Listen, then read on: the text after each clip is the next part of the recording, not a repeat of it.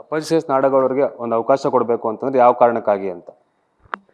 ಕಾರಣಕ್ಕಾಗಿ ಅಂದರೆ ನೋಡಿ, ನಾನು ರಾಜಕಾರಣದಲ್ಲಿ ಕಾಂಗ್ರೆಸ್ ಪಾರ್ಟಿ 1983ರಿಂದ ಕಂಟಿನ್ಯೂಸ್ ಆಗಿ ಪಕ್ಷಕ್ಕೆ ಅಧಿಕೃತವಾಗಿ ಸೇರ್ಪಡೆಯಾಗಿದ್ದು 1983ರಲ್ಲಿ. ಆದರೆ 81ರಿಂದ ಕೂಡ ನಾನು ಕಾಂಗ್ರೆಸ್ ಪಾರ್ಟಿಯಲ್ಲಿ ಕೂಡ ಒಬ್ಬ ಸಾಮಾನ್ಯ ಕಾರ್ಯಕರ್ತನಾಗಿ ಕೆಲಸ ಮಾಡ್ತಾಯಿದ್ದೆ. ಅಧಿಕೃತವಾಗಿ ನಾನೇನು TPCMS ಅಧ್ಯಕ್ಷ ಆದೆ. TPCMS ಅಧ್ಯಕ್ಷ ಆದಾಗ ಅಧಿಕೃತವಾಗಿ ಕಾಂಗ್ರೆಸ್ ಪಾರ್ಟಿಯನ್ನು ಸೇರಿದೆ. ತದನಂತರ ಜಿಲ್ಲಾ ಪಂಚಾಯಿತಿ ಸದಸ್ಯನಾದೆ. 85ರಲ್ಲಿ ಕೂಡ ನಾನು ಟಿಕೆಟ್ ಕೇಳಿದ್ದೆ, ಟಿಕೆಟ್ ನನಗೆ ದೊರಕಲಿಲ್ಲ. ನಂತರ ಜಿಲ್ಲಾ ಪಂಚಾಯಿತಿಗೆ ಸ್ಪರ್ಧೆ ಮಾಡಿ ಇಡೀ ತಾಲೂಕದಲ್ಲಿ 5ರಲ್ಲಿ 4 ಸೀಟು ಕಾಂಗ್ರೆಸ್ ಸೀಟನ್ನು ತರುವುದರಲ್ಲಿ ನಾವೆಲ್ಲ ಶ್ರಮಿಸಿ ನಮ್ಮ ಹಿರಿಯರಾದಂಥ ಹಲವಾರು ಜನ ಅದಕ್ಕೆ ಸಹಕಾರ ಕೊಟ್ಟರು, ಆರಿಸಿ ತಂದಿವಿ. ಕಾಂಗ್ರೆಸ್ಸಿನ ಒಂದು ಭದ್ರ ಬುನಾದಿಯಾಗಿ ಅದನ್ನು ನಿರ್ಮಾಣ ಮಾಡಿದ್ದೀವಿ. ಎಲ್ಲ ಕಾಂಗ್ರೆಸ್ ಅನ್ನೋದೇ ಇರಲಿಲ್ಲ, ಪೂರ್ತಿ ಕಾಂಗ್ರೆಸ್ ನೆಲಕಚ್ಚೋಗಿತ್ತು. ಅಂಥದಕ್ಕೆ ಮರುಜೀವನ ಕೊಟ್ಟಿವಿ. ನಂತರ 1989ರಲ್ಲಿ ಸ್ಪರ್ಧೆ ಮಾಡಿದೆ, MLA ಆಗಿ ಸ್ಪರ್ಧೆ ಮಾಡಿದೆ. ಆಗಿನ ಒಬ್ಬ ಧೀಮಂತ ನಾಯಕ ಮತ್ತು ಜನತಾದಳದಲ್ಲಿ ಒಬ್ಬ ಪ್ರತಿಷ್ಠಿತ ನಾಯಕರಾದಂಥ GS ದೇಶಮುಖರು ಅವರು ನನ್ನ ಹತ್ತಿರದ ಸಂಬಂಧಿಕರಾದರೂ ಕೂಡ ಅವ್ರ ವಿರುದ್ಧನೇ ಸ್ಪರ್ಧೆ ಮಾಡ್ತಕ್ಕಂಥದ್ದು ಮಾಡಿ ನಾನು ಆ ಚುನಾವಣೆಯನ್ನು ಗೆದ್ದ ನಂತರ ನನಗೆ ಮೊದಲೇ ಬಾರಿಗೆ ವೀರೇಂದ್ರ ಪಾಟೀಲರು ತದನಂತರ ಬಂಗಾರಪ್ಪ ಅವರು ಬಂದಾಗ ನನಗೆ ಮಂತ್ರಿಮಂಡಲದಲ್ಲಿ ತಗೊಂಡ್ರು. ಅದು ಕಾರ್ಮಿಕ ಮಂತ್ರಿ ಕೊಟ್ಟರು. ಕಾರ್ಮಿಕ ಮಂತ್ರಿ ಕೊಟ್ಟಾಗೂ ಕೂಡ ನಾನು ಮಾಡಿದಂಥ ಹಲವಾರು ಇಲಾಖೆಯಲ್ಲಿ ಸುಧಾರಣೆ ಮತ್ತು ನಾನು ಇಡೀ ರಾಜ್ಯದ ತುಂಬ ಓಡಾಟ ಮಾಡಿದಂಥದ್ದು ನೋಡಿ. ಆವಾಗ ಎಂತೆಂಥ ಡಿಸ್ಪ್ಯೂಟ್ಸನ್ನು ನಾವು ಸಾಲ್ವ್ ಮಾಡಿದ್ದೀವಿ ಅಂದರೆ, ನಾವು ಮಂಗಳೂರು ಕೆಮಿಕಲ್ ಆ್ಯಂಡ್ ಫರ್ಟಿಲೈಸರ್ಸ್ ಅದರದ್ದು ಭಾಳಷ್ಟು ಗೊಂದಲ ಇತ್ತು, ಅದನ್ನು ನಿವಾರಣೆ ಮಾಡಿದ್ದೀವಿ. ಅದೇ ರೀತಿಯಾಗಿ ಕುಣಿಗಲ್ ಬಗ್ಗೆ ಫಾರ್ಮ್ ಬಗ್ಗೆ ತೊಂದರೆ ಇತ್ತು, ಅದನ್ನು ನಿವಾರಣೆ ಮಾಡಿದ್ವಿ. ಹಲವಾರು ಏನಪ್ಪ ಅಂದ್ರೆ ಈ ಲೇಬರ್ ಡಿಸ್ಪ್ಯೂಟ್ಸನ್ನು ಸೆಟಲ್ ಮಾಡಿದ್ದೀವಿ.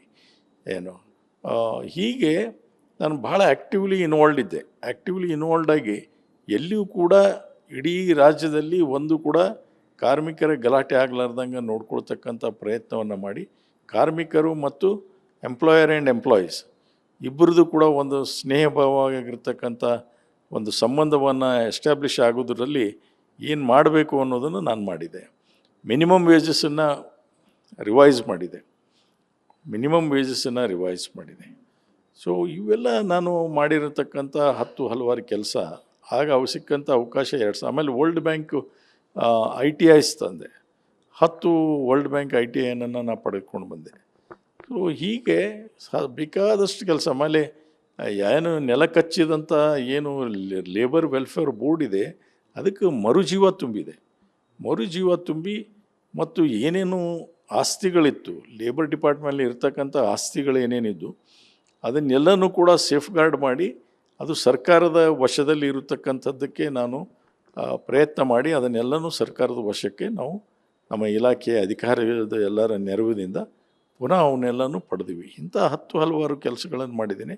ರಾಜಕೀಯವಾಗಿ ಬೈ ಎಲೆಕ್ಷನ್ಸ್ನಲ್ಲಿ ಮೊದಲೇ ಬಾರಿಗೆ ರಾಮಕೃಷ್ಣ ಹೆಗಡೆಯವ್ರ ವಿರುದ್ಧ ನ್ಯಾಮಗೌಡರು ನಿಂತಂಥದ್ರಲ್ಲಿ ನನ್ನೇ ಮೊದಲನೇದಾಗಿ ನನ್ನ ಇನ್ಚಾರ್ಜ್ ಅಂತ ಕಳಿಸ್ಕೊಟ್ರು. ಆ ಚುನಾವಣೆ ನಂತರ ಯಾರು ಬಂದರು, ನಂತರ KH ಪಾಟೀಲ್ರು ಬಂದರು, ಆದ ನಂತರ ಧರ್ಮಸಿಂಗ್ ಅವ್ರು ಬಂದಿರ್ಬೋದು, ಖರ್ಗೆ ಅವ್ರು ಬಂದಿರ್ಬೋದು, ಎಲ್ಲರೂ ಬಂದಿರ್ಬೋದು. ಆದರೆ ಅಲ್ಲಿ ಹೋಗಿ ಅದನ್ನು ಪ್ರಾರಂಭ ಮಾಡಿದಂಥದ್ದು ನಾನು, ಮತ್ತು ಅದನ್ನು ಗೆಲುವನ್ನು ಕೂಡ ಸಾಧಿಸಿದ್ದೀವಿ. ಆ ಚುನಾವಣೆಯಲ್ಲಿ ಗೆಲುವನ್ನು ಸಾಧಿಸಿದ್ದೀವಿ. ಅದೇ ರೀತಿಯಾಗಿ ನಮ್ಮ ಬಿಜಾಪುರ ಜಿಲ್ಲೆಯ ಲೋಕಸಭಾ ಇಲೆಕ್ಷನ್ನಲ್ಲಿ ಕೂಡ ನಾನು ಅದರಲ್ಲಿ ನನ್ನ ಕಾರ್ಯಕರ್ತರು, ನನ್ನ ಸಂಬಂಧಿಕರು ಎಲ್ಲರ ಜೊತೆ ಕೂಡಿಕೊಂಡು ಅಲ್ಲಿಯೂ ಕೂಡ ಗುಡದಿನಿಯವರ ಗೆಲುವಿಗೆ ಶ್ರಮಿಸಿದ್ದೀವಿ. ನಂತರ ಎಲೆಕ್ಷನ್ ಬಂತು. BM ಪಾಟೀಲ್ರು ತೀರೋಗಿದ್ದರು. ಎಲೆಕ್ಷನ್ ಬಂತು. MB ಪಾಟೀಲ್ರ ಚುನಾವಣೆ ಬಂತು. MB ಪಾಟೀಲ್ರಿಗೆ ಟಿಕೆಟ್ ಕೊಡಿಸೋದ್ರಲ್ಲಿ ಪ್ರಮುಖ ಪಾತ್ರವನ್ನು ವಹಿಸಿದಂಥವ್ರು ಉಸ್ತಾದು ಮತ್ತು ಅಪ್ಪಾಜಿ ನಾಡಗೌಡರು. ಇದು ಎಲ್ಲಿ ನಿಂತು ಹೇಳಂದ್ರೂ ಹೇಳ್ತೀವಿ. ಆ ಸಂದರ್ಭದಲ್ಲಿ ಅವರಿಗೆ ಟಿಕೆಟನ್ನು ಕೊಡಿಸುವಂಥದ್ದು ಕೆಲಸವನ್ನು ಮಾಡಿ ಚುನಾವಣೆಯಲ್ಲಿ ಕೂಡ ಸಕ್ರಿಯವಾಗಿ ಪಾತ್ರ ವಹಿಸಿ ಅವರ ಗೆಲುವಿಗೆ ಕೂಡ ನಾವೆಲ್ಲರೂ ಪ್ರಯತ್ನ ಮಾಡಿದ್ದೀವಿ. ಹಗಲಿರುಳು ಕೆಲಸ ಮಾಡಿ MB ಪಾಟೀಲ್ರ ಗೆಲುವಿಗೆ ಏನಪ್ಪ ಅಂದ್ರೆ ಪ್ರಯತ್ನ ಮಾಡಿ ಅದನ್ನು ಕೂಡ ಗೆದ್ದೀವಿ. ಭಾಳ ಸಣ್ಣ ಮಾರ್ಜಿನ್ನಿಂದ ಚುನಾವಣೆ ಗೆದ್ದೀವಿ. ಮತ್ತು ಇದೆಲ್ಲ ಬ್ಯಾಕ್ಗ್ರೌಂಡ್ ಇರೋದ್ರಿಂದ ಯಾವಾಗ ಅವಕಾಶ ಕೊಟ್ಟಿದ್ದಾರೆ ಬಳ್ಳಾರಿಗೆ ಹೋಗಂದ್ರೆ ಬಳ್ಳಾರಿಗೆ ಹೋಗಿದ್ದೇನೆ, ಬೆಳಗಾವಿಗೆ ಹೋದಂದ್ರೆ ಬೆಳಗಾವಿಗೆ ಹೋಗಿದ್ದೇನೆ. ಅದೇ ರೀತಿಯಾಗಿ ಹುಬ್ಳಿ ಧಾರವಾಡ ಜಿಲ್ಲಾ ಪಂಚಾಯತಿ ಚುನಾವಣೆಗಳಿಗೆ ಹೋಗಿ ನೀವು ಕ್ಯಾಂಡಿಡೇಟ್ ಸೆಲೆಕ್ಟ್ ಮಾಡಿ ನೀವು ಕೊಡಬೇಕು ಅಂತ ಕ್ಯಾಂಡಿಡೇಟ್ ಸೆಲೆಕ್ಷನ್ ಮಾಡಿ ಕೊಟ್ಟು ಬಂದಿದ್ದೇನೆ. ಈಗ ಎಲ್ಲೆಲ್ಲಿ ನನಗೆ ಜವಾಬ್ದಾರಿಯನ್ನು ಹಾವೇರಿಗೆ ಹೋಗಂದ್ರೆ ಹಾವೇರಿಗೆ ಹೋಗಿದ್ದೇನೆ. ಎಲ್ಲಿ ಹೋದಲ್ಲಿ ನನಗೆ ಏನು ಕೆಲಸವನ್ನು ಕೊಟ್ಟಿದ್ದಾರೆ ಅದನ್ನು ಪ್ರಾಮಾಣಿಕವಾಗಿ ಮಾಡಿ ಪಕ್ಷಕ್ಕೆ ಶಕ್ತಿ ತುಂಬತಕ್ಕಂಥ ಕೆಲಸವನ್ನು ಮಾಡಿದ್ದೇನೆ. ಮತ್ತು ಈ ಹಿನ್ನೆಲೆಯಲ್ಲಿಂದ ಮತ್ತು ಪಕ್ಷದ ಸಂಘಟನೆ ಮಾಡೋದ್ರ ಜೊತೆಯಾಗಿ ಪಕ್ಷಕ್ಕೆ ಗುರುತಿಸ್ಕೊಂಡು ಪಕ್ಷಕ್ಕೆ ನಿಷ್ಠೆಯಿಂದ ದುಡಿದಂಥವ್ರಿಗೆ ಇವತ್ತು ಗುರುತಿಸದೇ ಇದ್ದರೆ ನಾಳೆ ದಿವಸ ಪಕ್ಷದಲ್ಲಿ ಇರ್ತಕ್ಕಂಥ ಕಾರ್ಯಕರ್ತರಿಗೆ ನಾವು ಏನು ಸಂದೇಶವನ್ನು ಕೊಡ್ತೇವೆ. ಅದಕ್ಕೋಸ್ಕರ ಅಪ್ಪಾಜಿ ನಾಡಗೌಡ ಅಂತ ಹೇಳೋದು. ಅಪ್ಪಾಜಿ ನಾಡಗೌಡ ಒಬ್ಬ ವ್ಯಕ್ತಿ ಅಲ್ಲ, ಜನರ ಒಬ್ಬ ಜೊತೆ ಬೆರೆಯುವಂಥ ಒಬ್ಬ ಕಾರ್ಯಕರ್ತ, ಕಾಂಗ್ರೆಸ್ಸಿನ ನಿಷ್ಠಾವಂತ ಕಾರ್ಯಕರ್ತ. ಇದನ್ನು ತಾವು ನೋಡಬೇಕು ಅನ್ನೋದು ನಾನು ವಿನಂತಿ ಮಾಡ್ಕೋತೀನಿ. ಕ್ಯಾಡರ್ನಾಗ ಹೇಳೋದಾದ್ರೆ ಈಗ ಸಚಿವರಿಗೆ ಖಾತೆ ಹಂಚಿಕೆ ಆಗಿದೆ, ಇಷ್ಟಿದ್ರು ಕೂಡ ಅಸಮಾಧಾನ ಆಗ್ತಾ ಇದೆ. ಎಲ್ಲರೂ ಕೂಡ ಖಾತೆ ಹಿರಿಯರಿಗೆ ಸರಿಯಾಗಿ ಕೊಟ್ಟಿಲ್ಲ ಅಂತ. ಸೊ ಕಾಂಗ್ರೆಸ್ ಪಕ್ಷದಲ್ಲಿ ಹಿರಿಯರನ್ನ ಕಡೆಗಣಿಸ್ತಾ ಇದಾರೆ ಆಗಿದ್ರೆ ಅಂತ. ಇಲ್ಲ, ಕಾಂಗ್ರೆಸ್ನಲ್ಲಿ ಹಿರಿಯರನ್ನ ಕಡೆಗಣಿಸುತ್ತಾರೆ ಅನ್ನುವಂಥ ಪ್ರಶ್ನೆ ಇಲ್ಲ. ನಾನು ಅದು ಹೈಕಮಾಂಡ್ ತೀರ್ಮಾನಕ್ಕೆ ನಾನು ಅದಕ್ಕೆ ವಿರೋಧವಾಗಿ ಅಥವಾ ವ್ಯತಿರಿಕ್ತವಾಗಿರ್ತಕ್ಕಂಥ ಅಭಿಪ್ರಾಯವನ್ನು ಕೊಡಲಿಕ್ಕೆ ನಾನು ಸಿದ್ಧನಾಗಿಲ್ಲ.